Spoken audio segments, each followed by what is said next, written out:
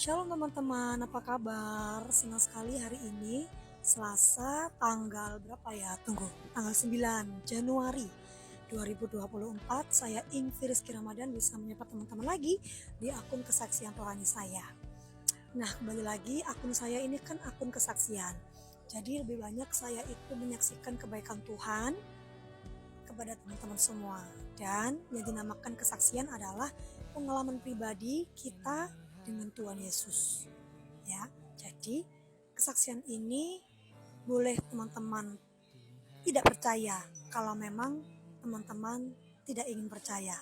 Itu hak asasi teman-teman. Tetapi yang dinamakan dengan kesaksian itu adalah benar adanya, di mana pengalaman pribadi seseorang itu mengalami suatu peristiwa bersama dengan Tuhan Yesus, ya.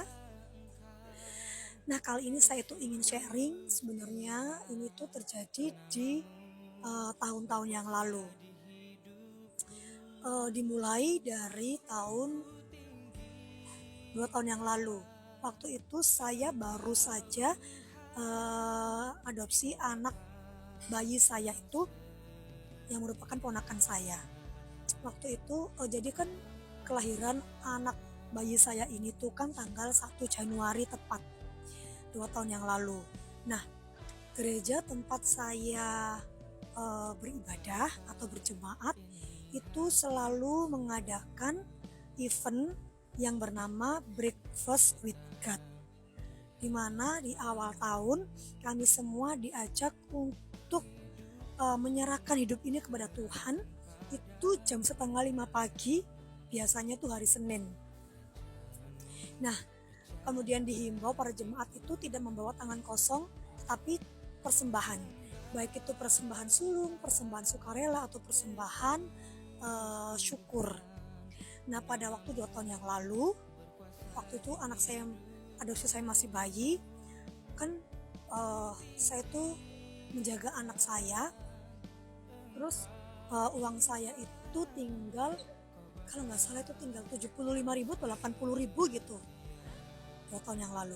Udah di hari itu saya cuma punya uang 80.000. Dan waktu itu saya nggak bisa datang breakfast with God setengah 5 pagi karena saya harus menjaga anak saya kan. Si momongannya kan datangnya kan pagi jam 8 pas waktu saya kerja. Sedangkan acara itu setengah 5, jadi saya tuh nitip teman saya persembahan. Waktu itu Tuhan berbicara kepada saya untuk memberikan 50.000 dan mempersembahkannya sebagai persembahan ucapan syukur. Memang 50.000 itu tidak ada artinya. 50.000 itu tidak ada artinya mungkin bagi orang-orang atau bagi bahkan bagi gereja. Uang saya 50.000 itu tidak ada artinya sama sekali. Tetapi tahukah saudara bahwa uang saya itu tinggal 75.000 dan saya itu nggak ngerti mau makan apa, anak-anak mau makan apa, mau beli susu apa, dan mau beli bensin buat kerja apa. Tetapi Tuhan dengan jelas menyuruh saya untuk memberikan persembahan 50.000. Akhirnya dengan gemetar hati saya, dengan percaya hati saya masukkan ke amplop persembahan sebanyak 50.000 dan saya titipkan ke teman saya untuk diberikan waktu persembahan gereja. 2 tahun yang lalu, teman-teman, saya nggak punya tabungan, saya nggak punya apapun untuk berjaga-jaga. Saya mau makan apa, saya mau bensin apa, bahkan anak saya mau dikasih sangu sekolah apa. Tetapi teman-teman, saya saksikan kebenarannya. Pada 2 tahun yang lalu itu, saya memiliki hutang 50 juta. Hutang pinjol, yang dimana utang itu untuk menyembuhkan adik saya kandung yang sakit. Adik saya kandung ini adalah mama kandung dari anak adopsi saya.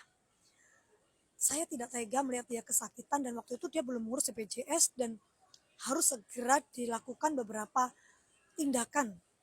Dan jumlah hutang beserta bunganya itu 50 juta. Tahu gak saudara bahwa uang saya waktu itu tinggal 25.000? Dan pada tahun itu saudara, Tuhan lunaskan hutang saya 50 juta. Saya nggak ngerti bagaimana cara kerja Tuhan. Saya nggak ngerti bagaimana Tuhan bekerja. Bagaimana 50.000 itu saya percaya yang tidak ada artinya, bahkan tidak ada artinya mungkin bagi sebagian orang, tapi itu berarti banget kalau saya cuma punya uang 75.000 dan Tuhan menyuruh saya 50.000, itu gak ada artinya, saudara. Itu berarti banget. Dan saya nggak ngerti bagaimana saya bisa makan waktu itu, bahkan sampai hari ini saya bisa makan. Dan hutang saya 2 tahun yang lalu itu dilunaskan oleh Tuhan sebanyak 50 juta. Itu kesaksian saya pada waktu 2 tahun yang lalu. Kemudian tahun berikutnya, artinya 1 tahun yang lalu. Tahun berikutnya 1 tahun yang lalu, anak saya udah usia 1 tahun. Waktu itu sudah dijaga oleh mama kandungnya, yang artinya mama kandungnya itu saya beri upah atau kontribusi untuk menjaga anaknya. Jadi saya bisa datang breakfast with God di Januari tahun yang lalu. Tuhan memberikan saya perintah untuk memberikan persembahan 500.000. Yang dimana waktu itu saya hanya memiliki uang kalau nggak salah 600 atau 700.000 gitu ya. Yang Tuhan memintanya 500.000. Saya berikan apa yang Tuhan mau.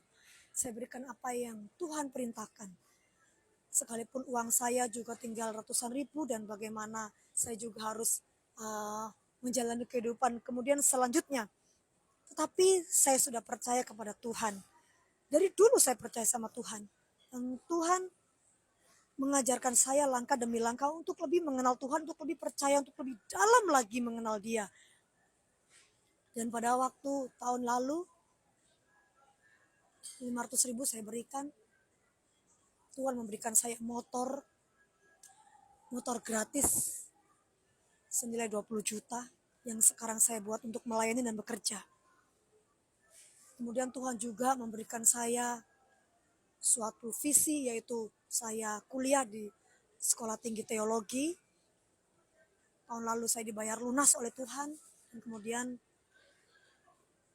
saat ini saya menginjak semester ketiga.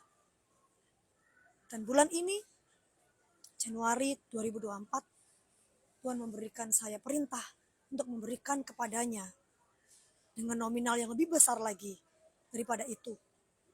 Tahukah saudara, sama dengan keadaan yang lalu-lalu, bahwa saya saat ini juga memegang uang yang tidak banyak kalau dibandingkan dengan Tuhan memerintahkan nominal itu. Yang saya tidak akan kasih tahu sekarang. Tapi saya percaya bahwa Tuhan yang saya percaya, Tuhan yang saya kenal tidak akan pernah membiarkan saya. Sekalipun yang semua yang diminta, sekalipun yang saya pegang saat ini itu semua diminta.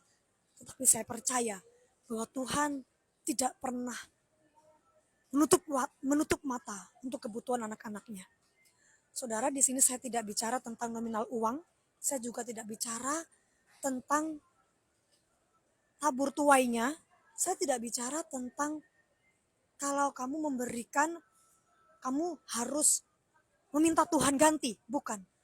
Saya tidak bicara tentang jika kamu memberikan sesuatu, kemudian kamu harus dapat pengganti lebih banyak, bukan. Fokus yang ingin saya saksikan adalah bahwa jika kita percaya meskipun kita belum melihat, itulah yang dinamakan dengan iman. Ketika kita percaya sesuatu yang Tuhan bicara, yang Tuhan perintahkan, dan Tuhan tidak memberitahukan apa yang akan Tuhan lakukan atau Tuhan berikan kepada kita setelah kita melakukannya, itu yang dinamakan dengan percaya penuh dan berserah penuh. Dan itu yang dinamakan dengan iman. Sekalipun Tuhan tidak memberikan gantinya, saudara, semua yang kita miliki, besar atau kecil, sedikit atau banyak, itu semua milik Tuhan. Nafas yang kita miliki, kehidupan yang Tuhan berikan, itu milik Tuhan.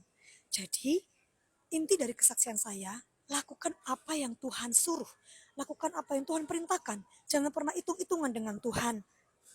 Percayalah kepadanya dengan segenap hatimu, dengan segenap jiwamu dan segenap kekuatanmu. Tuhan yang kau sembah itu bukan Tuhan yang tidur. Dia adalah Tuhan yang hidup, di mana dia lahir, mati, dan dibangkitkan di hari yang ketiga. Kemudian dia naik ke surga, memberikan Roh Kudusnya buat kita. Amin. God bless you. Shalom.